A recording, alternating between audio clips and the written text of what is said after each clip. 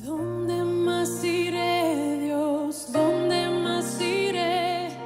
Tienes palabras de vida eterna. ¿Dónde más iré, Dios? ¿Dónde más iré? Tienes palabras de vida eterna.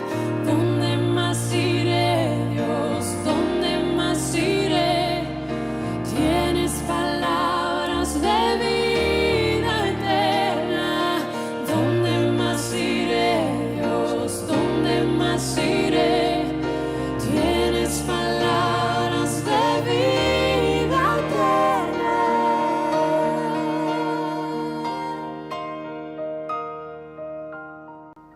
Que abran la Biblia. Vamos a ser un poco más ligero hoy. Tenemos bastante para ver. La Biblia en Romanos capítulo 1. Vamos a leer desde el versículo 15 para entender bien cómo es lo que se está escribiendo, lo que se escribió y vamos a ver, obviamente. Dice así la Biblia, versículo 15, Romanos 1. Así que en cuanto a mí, pronto estoy a anunciaros el Evangelio también a vosotros que estáis en Roma. Porque no me avergüenzo del Evangelio, porque es poder de Dios para salvación a todo aquel que cree, al judío primeramente y también al griego. Porque en el Evangelio la justicia de Dios se revela por fe y para fe, como está escrito, mas el justo por la fe vivirá. Porque la ira de Dios se revela desde el cielo contra toda impiedad e injusticia de los hombres que detienen con injusticia la verdad. Porque lo que de Dios se conoce les es manifiesto, pues Dios se lo manifestó.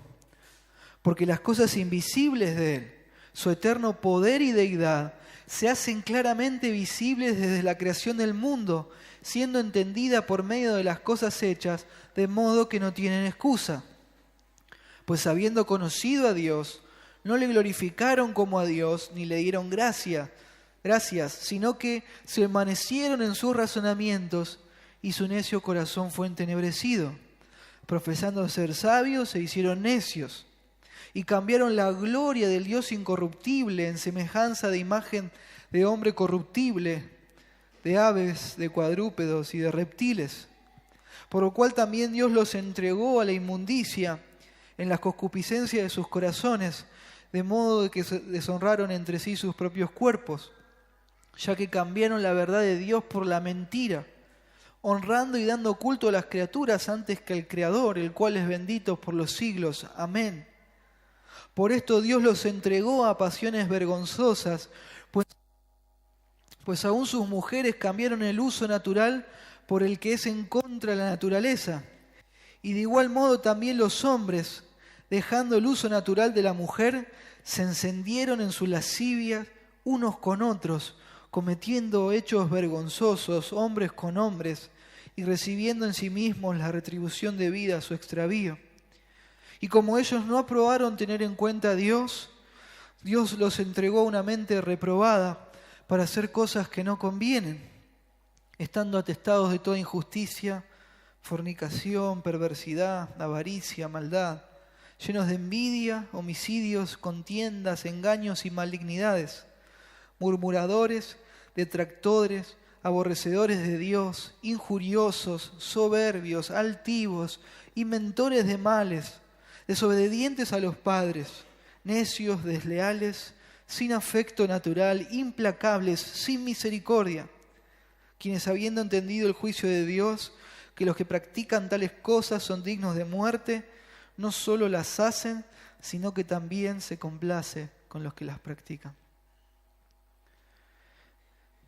Padre, nos dirigimos una vez más en oración, pidiendo tu gracia, tu ayuda para poder predicar tu palabra, para poder explicar, para poder argumentar apropiadamente. Te pido que puedas ser preciso en el poder del Espíritu Santo y que quebrantes nuestros corazones y llenes nuestra mente, toda nuestra vida de tu verdad. Señor, tu palabra es la verdad. En el nombre de Jesús, amén y amén. Bueno, toca un tema bastante duro en el día de hoy y en los sermones que vienen. El título del sermón es La ira de Dios. Esta es la primera parte. Y para comenzar me gustaría hablar acerca de Louis Pasteur. ¿Sí? Creo que la mayoría de nosotros estamos familiarizados con él. Este hombre era un químico que refutó de forma definitiva esa fantasía que hoy se cree en el mundo científico. Pero es una fantasía que no es científica, sino que es pseudocientífica, es algo falso, que es la teoría de la generación espontánea. ¿Sí? En un resumen sencillo, todo el mundo como lo conocemos ahora surge de la nada. Más profundo, pero les hablo de un resumen sencillo. Y este hombre la refuta y plantea la ley de la biogénesis, que es correcta, que estipula que todo ser vivo proviene de otro ser vivo preexistente. Casi un siglo después, un ateo feroz, George Wall, escribió en una revista norteamericana lo siguiente. Dice este hombre: la opinión acordada era creer en la generación espontánea. La única alternativa a ella era creer en un solo hecho principal de creación sobrenatural. No hay una tercera posición. La mayoría de los biólogos modernos, habiendo examinado con satisfacción la caída de la hipótesis de la generación espontánea, pero aún estando indispuestos a aceptar la creencia alternativa de la creación sobrenatural, se quedan sin nada. Cuando se trata del origen de la vida, solo hay dos posibilidades: creación o generación espontánea. No hay una tercera opción. La generación espontánea fue refutada hace 100 años, escribe este ateo, ¿no? Pero eso solo nos lleva a una conclusión diferente, la de la creación sobrenatural. No podemos aceptar eso por razones filosóficas. Por lo tanto, escogemos creer lo imposible, que la vida surgió espontáneamente por casualidad. Tremendo. Ahí tienen cuál es la revista y la página. 4 años después, este hombre repite su argumento. Y otra vez, de forma necia, rechaza la única solución posible, la de Dios, y acepta lo que es científicamente imposible, porque no quería aceptar la creencia en Dios. Y vuelve a escribir: la generación espontánea, la idea de que la vida surgió de la materia inerte, fue algo refutado científicamente hace 120 años por Louis Pasteur y otros. Eso nos deja con la única conclusión posible de que la vida surgió como un acto creativo sobrenatural de Dios. No aceptaré eso filosóficamente, porque no quiero creer en Dios. Por lo tanto, elijo creer en lo que yo sé que es científicamente imposible: la generación espontánea. Tremendo, tremendo. Recién leíamos: dice el necio, en su corazón no hay Dios. Salmo 14:1. Y este es un problema moral, no intelectual. El ser humano elige no creer en Dios, y no es por falta de información o de conocimiento, porque sobra y está a disposición, ya vamos a ver, sino más bien por un problema moral y espiritual. Sabemos que es así. El hombre en su estado natural rechaza a Dios. No quiere adorarlo, obedecerlo, ni rendirle cuentas de su vida, y lo hace a propósito. El hombre es culpable de esto, y por este motivo la ira de Dios está sobre los hombres. Esto es en esencia lo que vamos a ver en el sermón de hoy y en la sección que sigue, esta nueva sección. Es impactante leer que el texto dice que la ira de Dios está y se manifiesta hoy, ahora, sobre los hombres, en este momento. No que se manifestó o que se va a manifestar. hay otros textos que hablan de eso, pero este texto dice que lo hace ahora. Y también es duro y chocante para nosotros aceptar la verdad de la ira de Dios, la realidad de un Dios de ira. Y al mismo tiempo, cuando uno viene leyendo lo que leímos en Romanos, llama la atención que se empiece a hablar acerca de la ira de Dios. Luego vemos que tiene su lógica, pero inicialmente sorprende. Pablo viene hablando de que está dispuesto a ir a predicar el Evangelio en Roma, porque no se avergüenza de él, porque en él está el poder de Dios para salvar, porque en el Evangelio Dios es el único medio por el cual Dios pone a las personas en una relación sana, justa y correcta con él, y lo hace solo por la fe. Y cuando parece que va a seguir hablando esencialmente del Evangelio, ¡pum!, introduce la realidad de la ira de Dios sobre todos los hombres. Y esto lo hace desde el capítulo 1, verso 18, hasta el capítulo 3, versículo 20. Habla de la ira de Dios sobre los hombres por la culpabilidad humana, por la culpa del hombre, por su pecado. Hasta la mitad del capítulo 3 y un poco más, sigue hablando de la culpabilidad del hombre, que es lo que en teología conocemos como la doctrina de la depravación total. Suena medio fuerte, ¿no? No es que todos los hombres son unos depravados. No, la doctrina de la depravación total enseña que todas las personas rechazan al Dios verdadero en su estado natural y que no les alcanza por sí solas para tener una relación espiritual con Dios y ser salvos. Eso es lo que enseña. Y Pablo habla de la doctrina de la culpabilidad del hombre para ver cómo esta verdad justifica y aprueba la ira de Dios sobre las personas.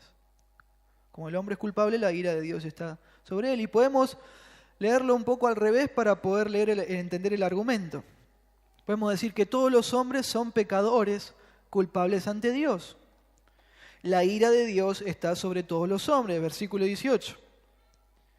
Dios muestra su justicia que salva solo por la fe en el Evangelio, versículo 17. Solo el Evangelio puede salvar a los hombres, versículo 16 y 17. Y Pablo no se avergüenza de predicar el Evangelio. Y ahora el versículo 15. Entonces Pablo está dispuesto a predicar el Evangelio. ¿Ven la lógica? Esto explica los por qué que vamos leyendo que se usan para argumentar. Esta semana estaba en un discipulado y una de las personas del discipulado reflexionaba de forma acertada. Y me decía, Isaías, dice, ¿sabes cuál pienso yo que es nuestro gran problema? ¿Cuál? Le digo. Dice, nuestro problema es que los hombres no pensamos que somos malos, sino que pensamos que somos buenos, muy buenos. Y después, charlando, concluimos juntos que es un problema que está en los incrédulos, pero también, no en todos, pero sí en algunos de los creyentes. Entonces, para que puedas apreciar y valorar el Evangelio, es necesario que sepas bien que Dios está airado contra los pecadores. Y ese era tu caso, si es que hoy ya estás en Cristo. Si hoy estás en Cristo, ese era tu caso. La ira de Dios estaba sobre vos. Cualquier persona que esté debajo del cielo y no está cubierto por el Evangelio, la ira de Dios está sobre él. Está bajo la ira de Dios. Y esto debería llevarte a agradecer, a apreciar el Evangelio en tu propia vida. Ese es mi deseo con este sermón. Y además a que puedas llenarte de peso, de urgencia, para poder predicarle el Evangelio a las personas. Entonces este es el tema de hoy. Para apreciar el Evangelio de forma plena, se necesita saber que la ira de Dios está sobre los pecadores porque son culpables. ¿Cómo puede ser esto así? Bueno, el texto nos da dos enseñanzas importantes. Hoy vamos a ver solo la primera, que vamos a ir recorriendo todos los versículos que leímos. Y esta es que la ira divina está sobre los pecadores, porque Dios se les manifiesta y ellos les rechazan. No quieren saber nada. Pablo viene hablando que predica el Evangelio porque solamente en él Dios pone a las personas en una relación correcta, y así de una dice que la ira de Dios se revela, versículo 18, desde el cielo contra toda impiedad e injusticia de los hombres que detienen, otra vez usa la palabra, con injusticia la verdad. La ira de Dios, la ira de Dios. Y esto choca, no gusta. Las personas por lo general rechazamos esta idea. Uno ya a esta altura no, pero lo ha hecho. Y las personas lo hacen quizás porque uno piensa que la ira de Dios es algo inconsistente, quizás, con su amor. ¿Cómo un Dios de amor puede castigar hoy a las personas y encima mandarlas a sufrir al infierno para siempre? ¿Cómo puede ser? Nuestra cultura occidental no tiene problemas con aceptar la idea de un Dios de amor. Dios de amor, todo bien. Pero pecado, juicio, ira, infierno, no nos gusta. En cambio, en Medio Oriente pasa al revés. Ellos no tienen ningún problema con aceptar la idea de un Dios de ira. No tienen ningún problema. Pero no les cierra la idea de un Dios de amor. Ellos piensan, ¿cómo Dios puede amar y ser justo a la vez? Eso es lo que piensan en el Medio Oriente. Una persona del Islam no cree que a Alá le ame. ¿Sí? Ellos tienen que ganarse su aprobación. Entonces, el punto es que hay que comprender que el amor, la bondad y la ira se relacionan. El amor, la bondad y la ira se relacionan. ¿No sentís vos indignación cuando ves cosas malas que suceden? ¿Sí? ¿No nos sentimos indignados cuando vemos una injusticia? Claro que sí, porque amamos la bondad. Odiamos aquellas cosas que son malas, que están mal, como el aborto. ¿Sí? Como las violaciones, el asesinato, la violencia, nos indignan. Y si a nosotros nos pasa eso, ¿cuántos más a Dios? Como Dios es bueno, justo y es amor, debe odiar lo malo. Debe odiar lo malo. Y además, la ira de Dios no está manchada por el pecado como es en nuestro caso. ¿Sí? No es como una furia caprichosa, irracional, repentina, egoísta, arrebatada, sino que es la respuesta santa y coherente de Dios ante la maldad. Es lo coherente. Es la indignación de Dios contra el pecado.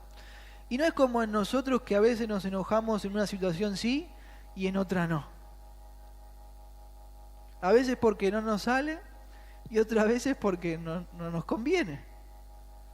¿Sí? Parece ser que nuestro enojo depende de quién hace lo que está mal. Somos tremendos. Pero Dios no es así. No es así. La ira de Dios se revela contra toda injusticia de todos los hombres. No deja a nadie afuera. Esta ira se revela en tiempo presente. El verbo en griego que se usa para revelar es el mismo usado en el verso 17, que da la idea de se manifiesta, se descubre, se presenta, está sobre los hombres. Y es llamativo, como decía, que está en el tiempo presente. No es que esta ira se reveló, como es verdad, que ha sucedido en el pasado en muchas partes, y sobre todo en la cruz del Cristo. Tampoco dice que se revelará, como también sabemos que es cierto cuando los pecadores sin Cristo y los demonios y Satanás sean arrojados al lago de fuego, sino que dice que está hoy, ahora, sobre los pecadores. Y es tremendo. En el siguiente sermón vamos a ver cómo es que la ira de Dios está hoy, actualmente, manifestándose en los pecadores. Pero es bueno ya de entrada aclarar que estamos todo el tiempo, como ven, hablando en tercera persona, porque sabemos que los creyentes ya no estamos bajo la ira de Dios. Ya no estamos. Romanos 8:1 dice: ahora pues ninguna condenación hay para los que están en Cristo Jesús.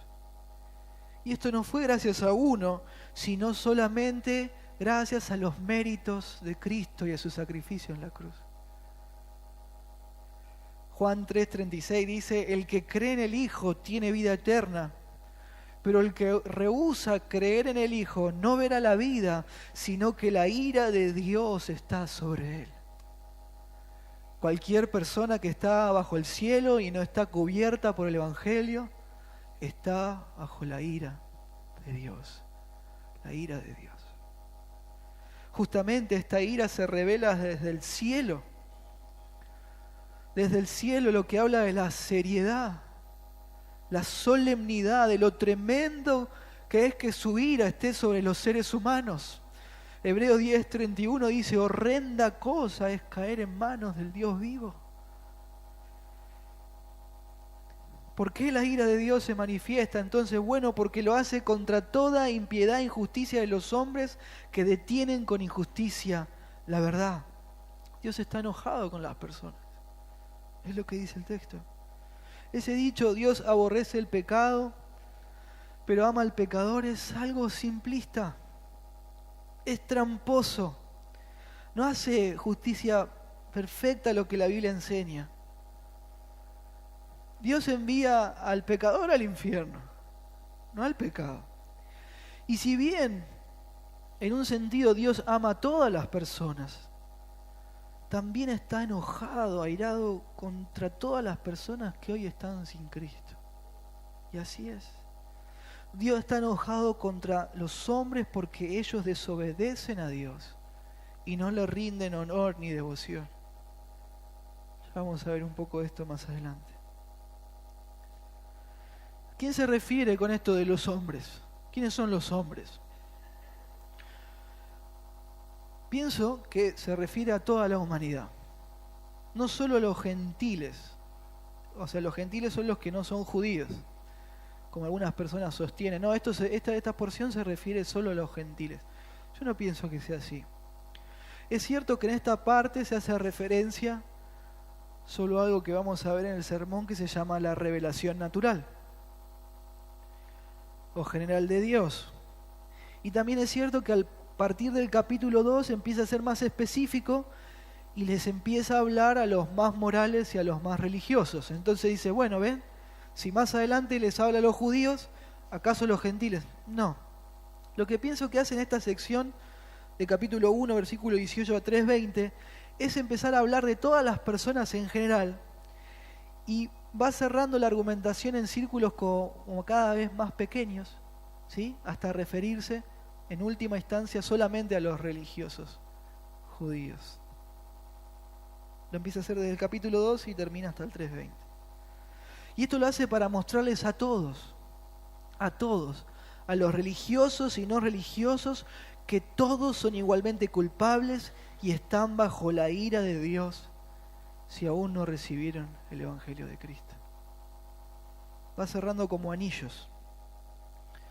Y en esta parte sí pienso que se menciona a todas las personas porque los pecados que se denuncian, de lo que leímos ya, fueron y son cometidos por todo tipo de personas. Por todo tipo de personas. Tenemos la Biblia para confirmar que no solo los paganos hicieron injusticias, maldades o idolatría, sino que también los judíos. ¿Sí? Usted puede leer luego en su casa, como es el caso del becerro de oro, la adoración a los ídolos, a los baales. Ahí tienen las referencias. Entonces pienso que le habla a todas las personas por igual.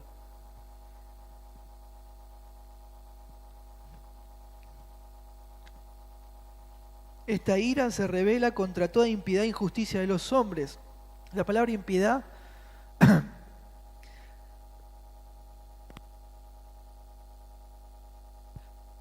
habla de menospreciar y desobedecer los mandamientos que tienen que ver con la persona de Dios.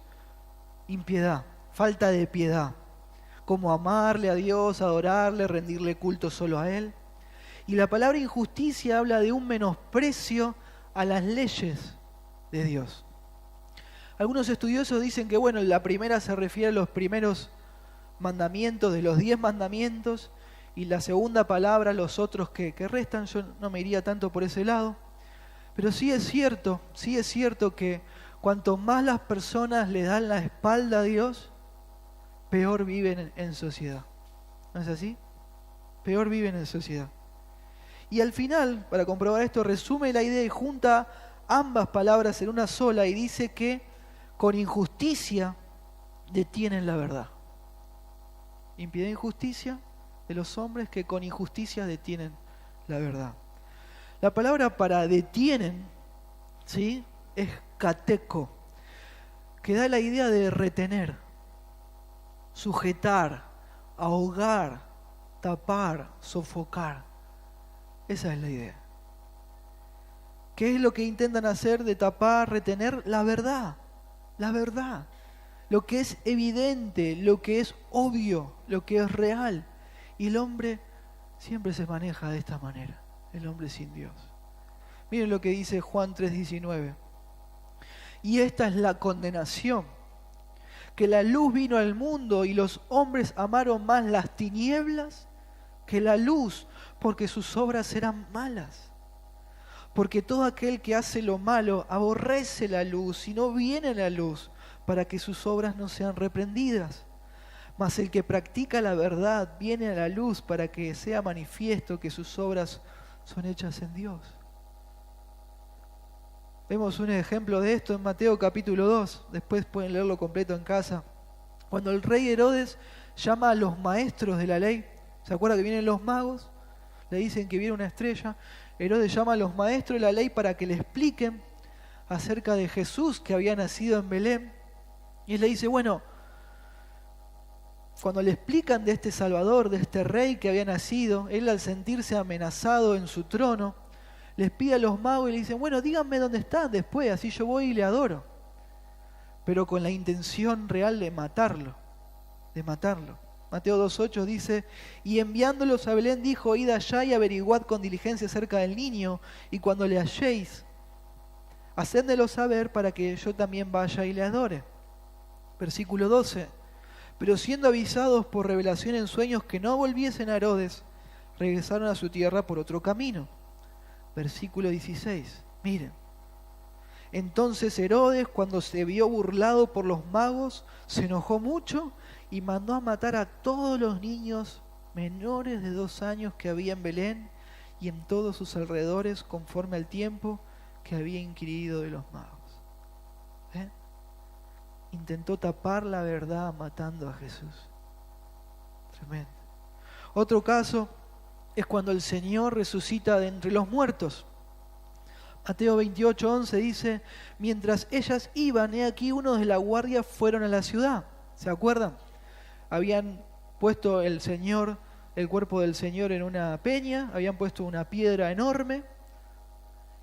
Viene un ángel, corre la piedra, el Señor resucita, y después de esto dice que dieron aviso a los principales sacerdotes, los de las guardias, los que quedaron desmayados, de todas las cosas que habían acontecido. Y reunidos con los ancianos y habido consejo, dieron mucho dinero a los soldados, diciendo, decid vosotros, sus discípulos vinieron de noche y lo hurtaron, estando nosotros dormidos.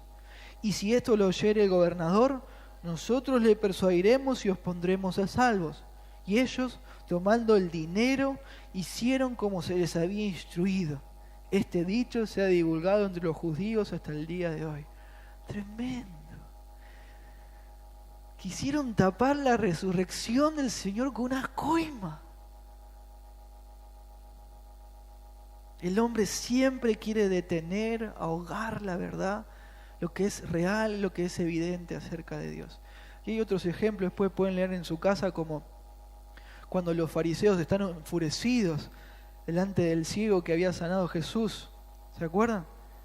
Y querían hacerlo callar, que no diga lo que realmente Dios había hecho. Quisieron tapar todo. ¿Y cuál es la verdad de este texto? La realidad evidente de Dios que los hombres quieren tapar. ¿Cuál es? la existencia de Dios. Su existencia, eso es lo que quieren tapar. El ser humano no quiere tener a alguien al que rendirle cuentas, no quiere. El texto explica, versículo 19, con un yaqué, un porque, un yaqué, lo que de Dios se conoce les es manifiesto porque Dios se lo manifestó. Porque las cosas invisibles de Él, su eterno poder y deidad, se hacen claramente visibles desde la creación del mundo por medio de las cosas hechas.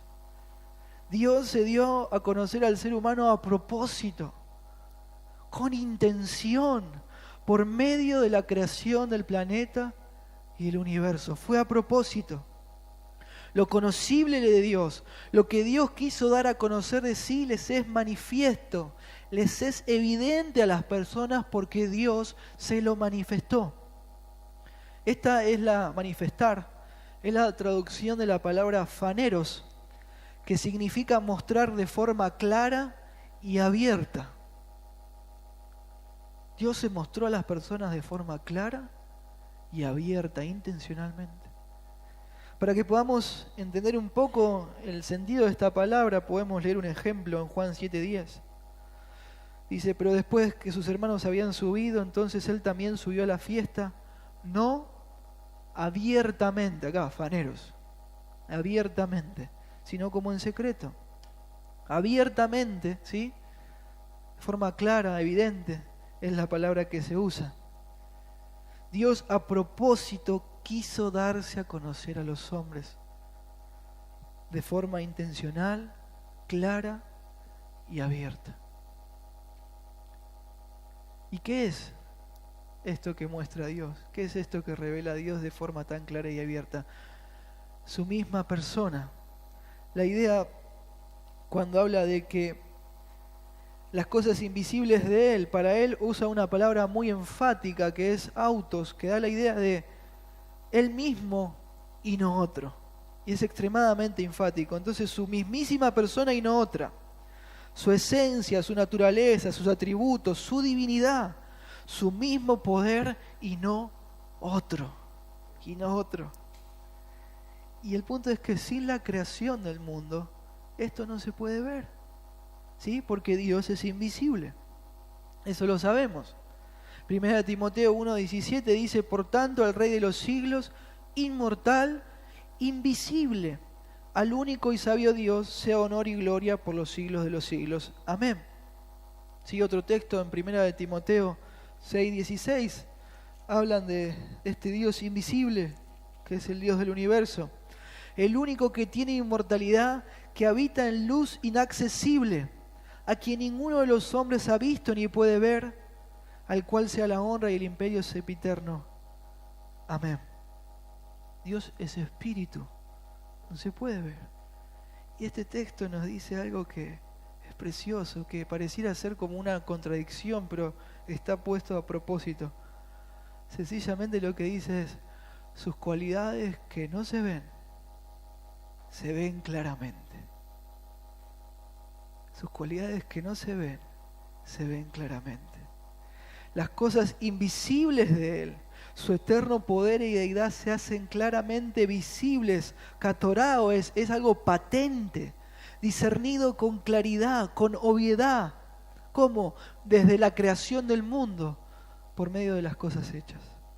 Dios quiso a propósito, intencionalmente, que el hombre mire la creación y naturalmente piense en Él. Piense en el Creador. Ese fue el propósito de Dios. Es esperable que brote del hombre con naturalidad. Con naturalidad. Cuando uno ve un edificio, sabe que no se hizo solo, sino que hubo ingenieros, arquitectos, maestros de obra, albañiles, que usaron su conocimiento, máquinas, capacidad, esfuerzo para hacerlo. Cuando uno también disfruta de las comodidades de un programa de computadora, sabe que no se inventó solo, sino que hubo un programador que escribió el código para que podamos usar ese programa. De la misma forma debería brotar con naturalidad la verdad que existe un creador inteligente. cuando vemos el universo que fue creado por Él. El texto no da la idea de que, bueno, debería ser como una conclusión medio indirecta de las personas, quizás al ver piensan en Dios. No, el texto dice que Dios lo hizo de esta forma a propósito. Dios se automanifestó a nosotros. Dios dice a los gritos: ¡hey! Existo, sepan de mí, al ver la creación. Génesis 1:1 dice: en el principio creó Dios los cielos y la tierra estaba desordenada y vacía, y las tinieblas estaban sobre la faz del abismo, y el Espíritu se movía sobre la faz de las aguas. Y dijo Dios: sea la luz, y fue la luz. Salmo 19 dice: los cielos cuentan la gloria de Dios, y el firmamento anuncia la obra de sus manos. Un día emite palabra a otro día, y una noche a otra declara sabiduría. Tremendo, tenemos un creador. Este texto de Romanos habla de lo que en teología se conoce como la revelación general o natural, que es lo mismo. La revelación general o natural de Dios. Dios se da a conocer por medio de sus obras, y entre esas obras está la creación. La creación. Y el punto, hermanos, que tenemos que entender es que esta verdad es eterna. Es eterna, no es que la gente de aquel tiempo era ignorante y bueno, no podían explicar el origen del mundo, entonces atribuían el origen a lo divino. Entonces, como hoy somos más inteligentes y tenemos más ciencia, podemos saber que el origen no es divino. No, esta es una verdad eterna. Es como vimos al principio de la introducción, ¿no? Con este ateo. Este hombre que detenía y ahogaba la verdad. Así hace el hombre también, siempre. Detiene, ahoga lo obvio, la realidad, la evidencia clara de Dios. Eso es lo que hace el ser humano sin Cristo. A medida que la ciencia avanza, se va observando cada vez más cómo es de enorme y complejo el universo. No es fruto de la nada. No es fruto de la nada. La Tierra está colocada precisamente en el único lugar donde puede haber vida. No es lógico, coherente ni racional decir que eso es fruto de la generación espontánea o del azar. Y mientras más avanza la ciencia y más telescopios y podemos observar lo que Dios ha hecho. Fue todo creado y puesto inteligentemente por Dios, cada cosa en su lugar. Así dice el Proverbio 3:19. Jehová con sabiduría fundó la tierra, afirmó los cielos con inteligencia. La teoría de la evolución convive con la teoría de la generación espontánea, que ya se sabe que es falsa. A su vez, la teoría de la evolución se llama justamente teoría porque no está comprobada. No está verificada en un laboratorio. Para que algo sea ciencia tiene que probarse en un laboratorio. No es científica la teoría de la evolución, no es ciencia porque no está probada. Para poder probarla necesitan millones y millones de años, porque lo que ellos tienen que probar es un cambio de especie. Es decir, observar en un laboratorio que un pájaro se termine transformando en un pez. Eso es lo que tienen que probar, eso es lo que dice la teoría de la evolución.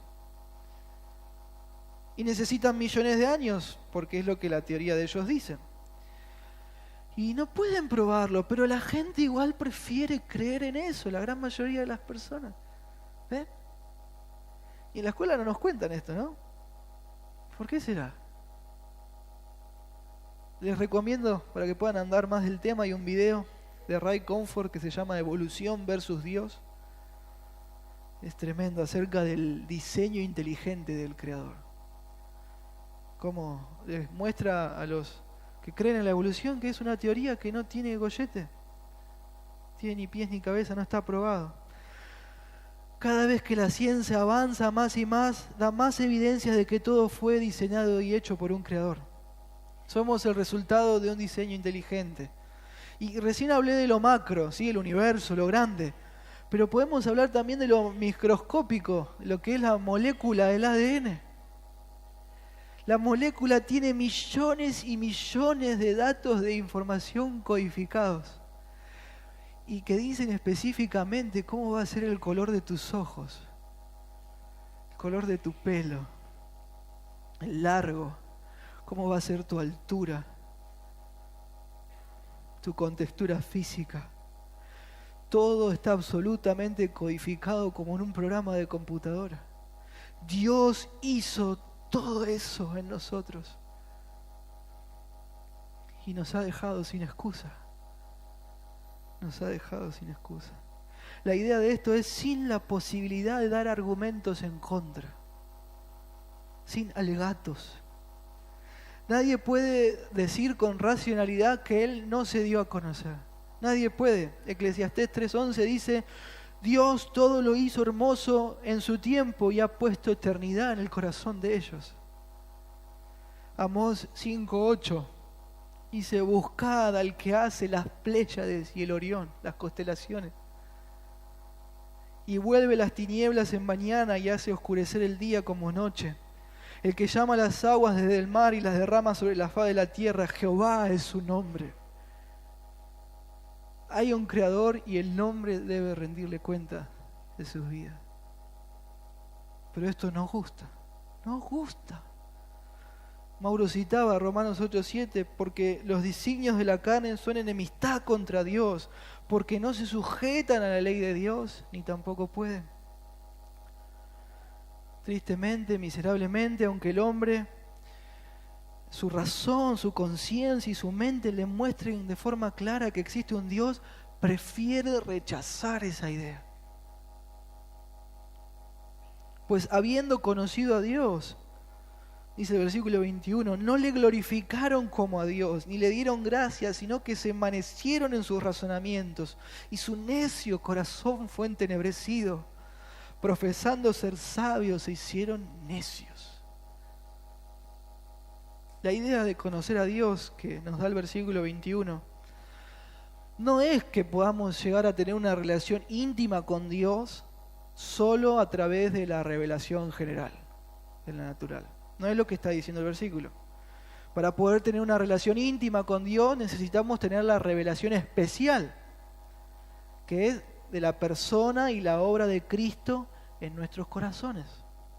Por eso es importante que entendamos las diferencias, ¿sí?, entre revelación general y revelación especial. Hay 4 principales. La general, ¿sí?, la que habla de la creación del universo, es para todas las personas en todas partes. La especial está dirigida a personas determinadas. La general es natural porque se da a conocer en el orden de la naturaleza, ¿sí? Mientras que la especial contiene lo sobrenatural, ¿sí?, que es la encarnación de Cristo, la inspiración divina de la Biblia. La natural es continua, de día en día y de noche en noche, dice un salmo. A diferencia de la revelación final y definitiva que hay en Cristo y en la Biblia. Y por último, la general, por causa de nuestro pecado, no nos alcanza para ser salvos, solo nos alcanza para saber de Dios y de nuestra culpa y condenación. Mientras que la revelación especial de Cristo trae salvación a nuestras vidas porque nos da la gracia de Dios a través del Evangelio. Entonces, sabiendo bien la diferencia entre una y otra, entendemos que esto de haber conocido a Dios, ellos tienen la evidencia clara de que hay un Dios, de que existe Dios, y sabemos que aunque los hombres saben, ellos, en lugar de amarlo, de adorarlo, prefieren no hacerlo. Prefieren no hacerlo. No le glorificaron, dice el versículo 21. No reconocieron ni su honor, ni su dignidad, ni tampoco le dieron las gracias.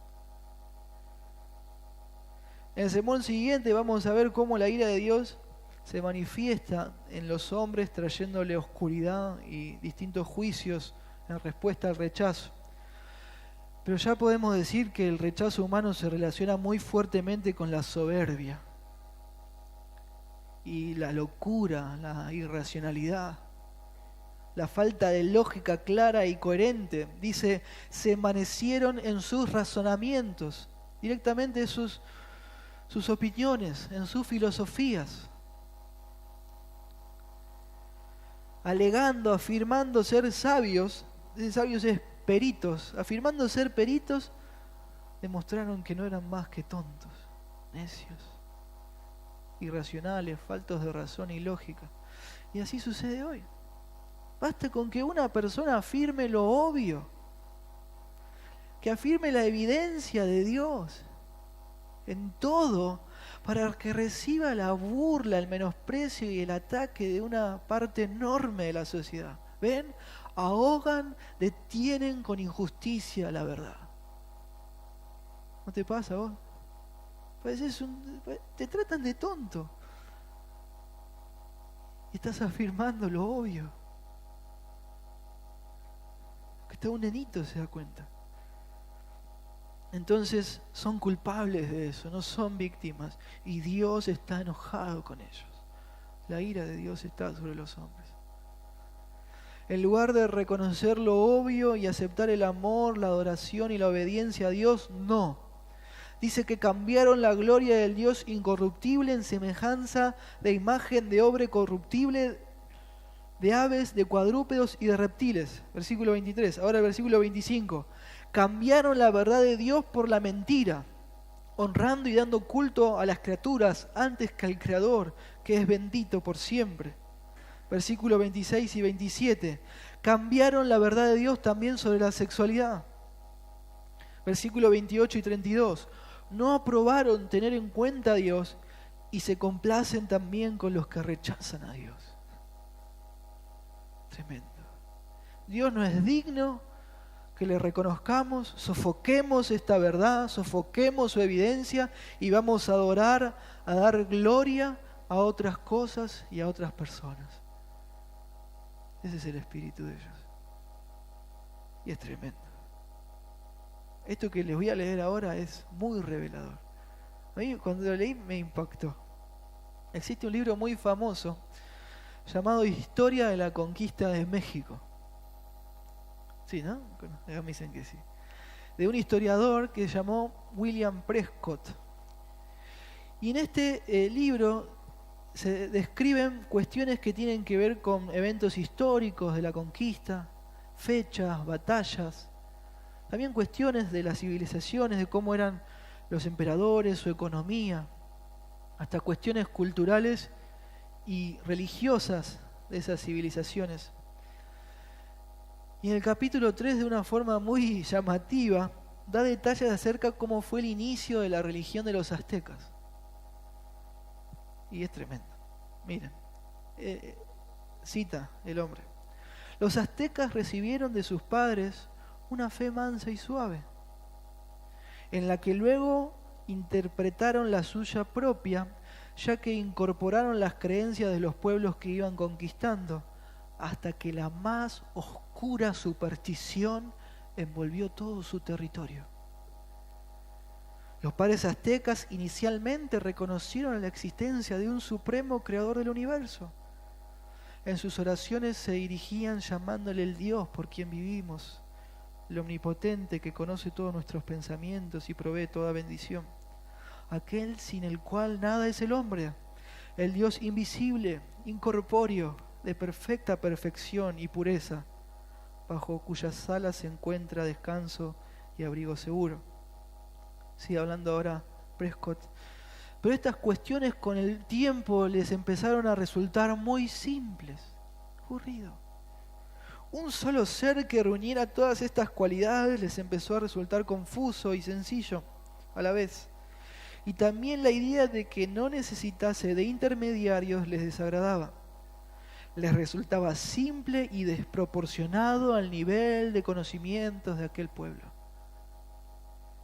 Entonces recurrieron a la pluralidad de dioses, según cada elemento de la naturaleza. Terminaron con 13 deidades principales y más de 200 deidades secundarias con sus días y festividades propias, donde nosotros sabemos que también sacrificaban seres humanos. Tremendo.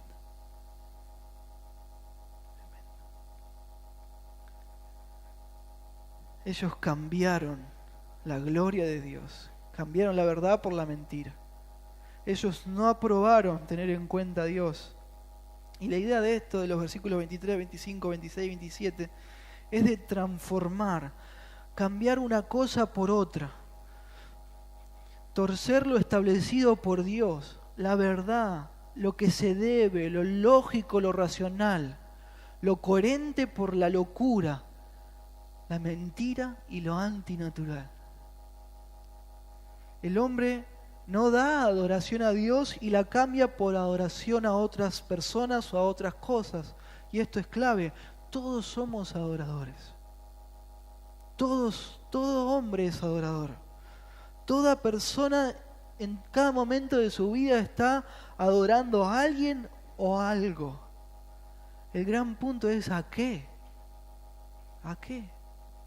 Pueden ser ídolos, como los santos.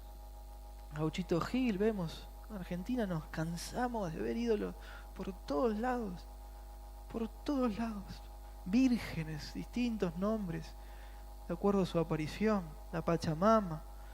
También se adoran cosas como animales a lo largo del mundo, se adora el placer, ya es como un dios, el desenfreno es celebrado entre los jóvenes, se adora el trabajo, se adora el sexo, también se adoran personas como deportistas, políticos, famosos.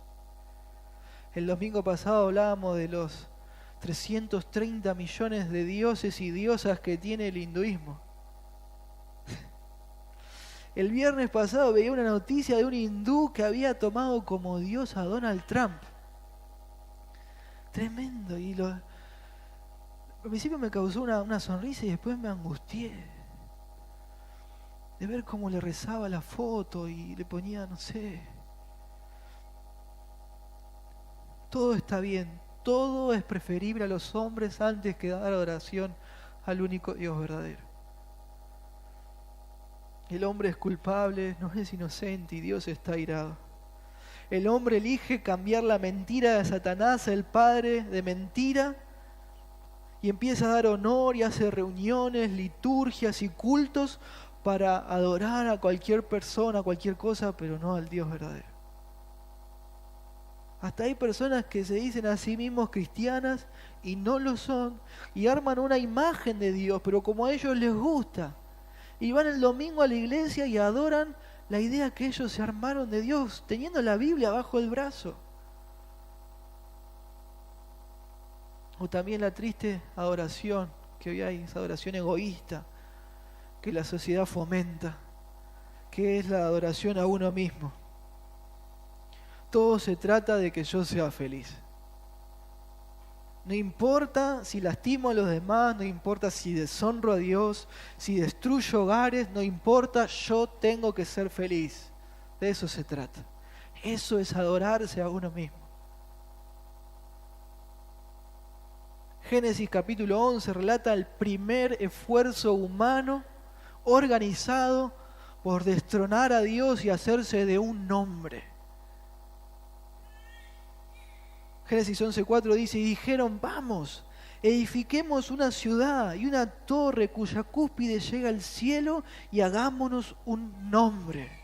Dios no les alcanzaba, ellos necesitaban más. Y Pablo no puede aguantar tanta locura, tanta maldad, y en el versículo 25 se refiere a Dios y dice, el cual es bendito por los siglos. Amén. Así sea. Así sea. Y el libro de los Hechos recoge dos historias que me gustaría leer con ustedes acerca de esto. Busquen por favor Hechos capítulo 14 versículo 8. Es tremendo esto que vamos a leer. Hechos 14:8 dice: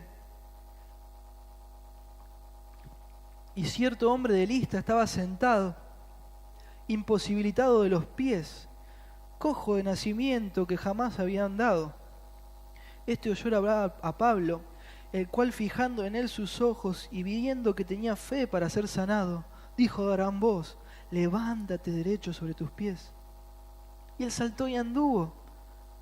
Miren ahora, entonces la gente, visto lo que Pablo había hecho, alzó la voz diciendo en lengua licaónica: dioses bajo la semejanza de hombres han descendido a nosotros.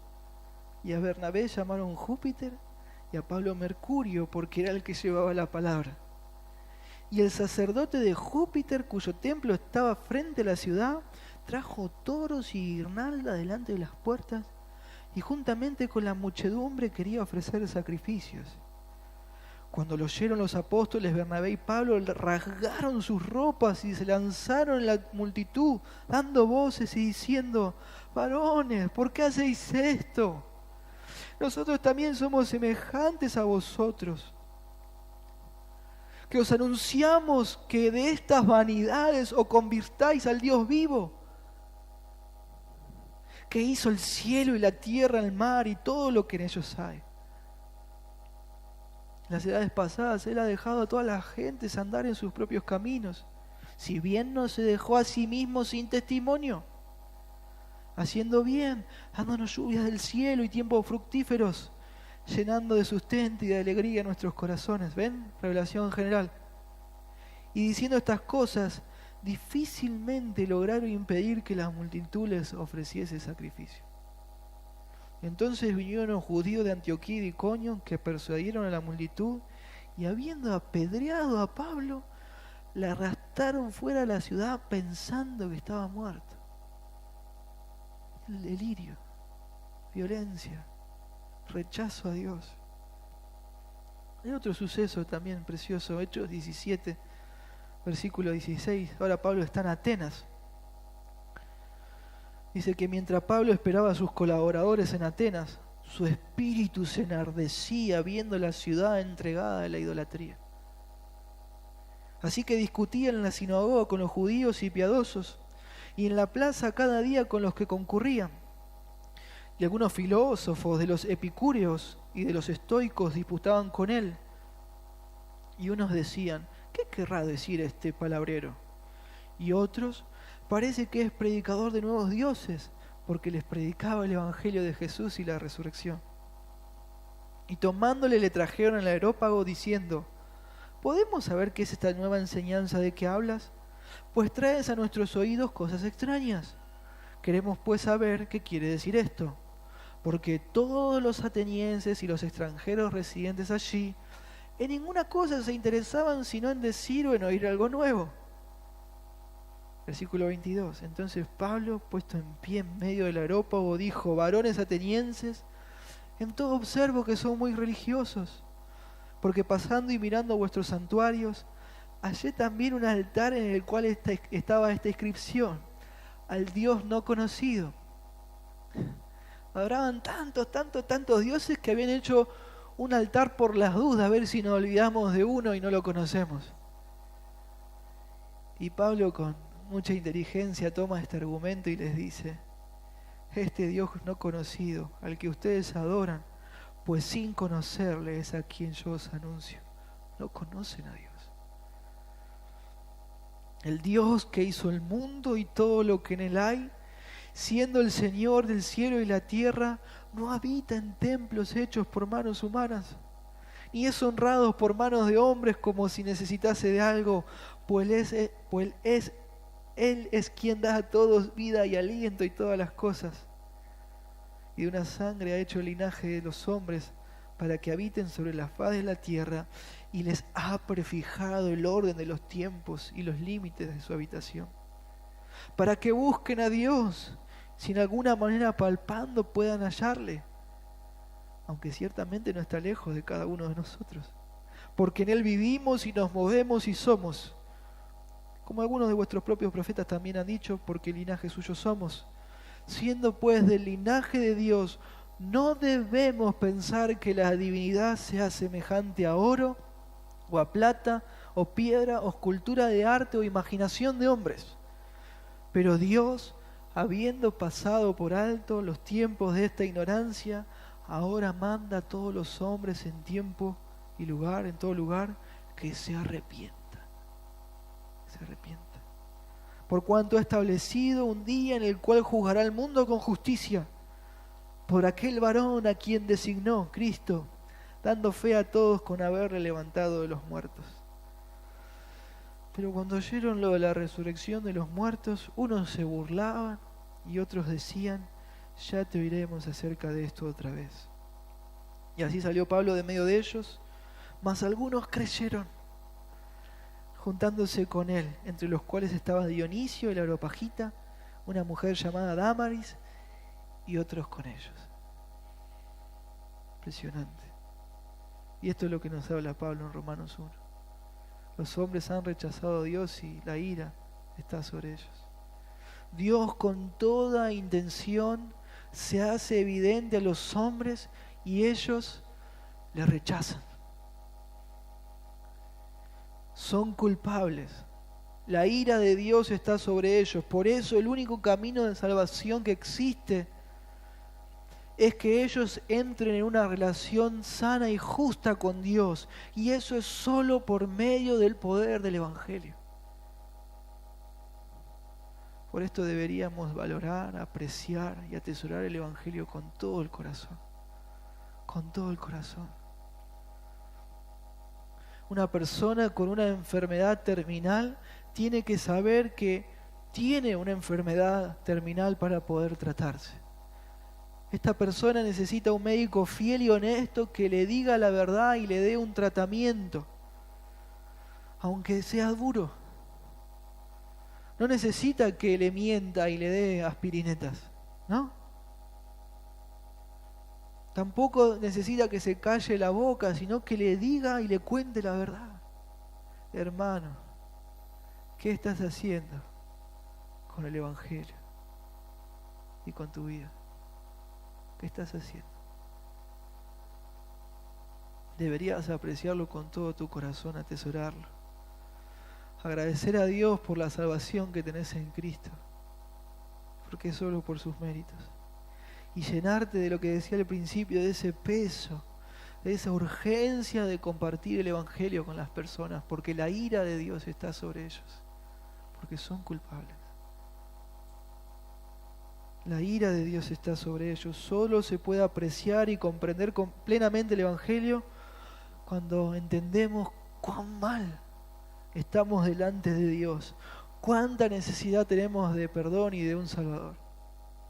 Un pastor decía: difícilmente uno ve a Cristo como un gran Salvador si antes no se reconoce que uno es un gran pecador.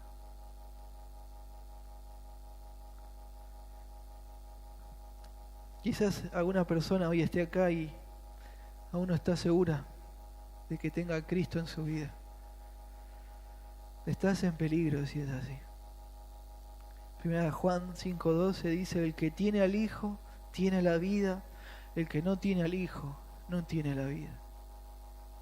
Juan 3:36 dice: el que cree en el Hijo tiene vida eterna, pero el que rehúsa creer en el Hijo no verá la vida, sino que la ira de Dios está sobre él. No pierdas más el tiempo. Si es así con vos, sos culpable delante de Dios. Él está enojado con vos y sin Cristo estás preso de tu pecado. Así es. Sos digno de muerte, de condenación, te espera el infierno. Hoy la ira de Dios ya está sobre vos y también va a venir de una forma impresionante, impensada. Pero el punto es que para que eso no te pase, el Padre descargó su ira sobre su Hijo, que jamás pecó, en la cruz del Calvario y murió. Luego resucitó al tercer día con gloria. Y si vos te arrepentís de tu pecado, te arrepentís de tu rechazo a Dios y confía solamente en los méritos de Jesús y en su sacrificio, Dios puede perdonarte en Cristo, sacar su ira de sobre vos y darte la vida eterna. Vení a Dios, vení, no lo dejes para mañana. Amén. Vamos a orar. Señor,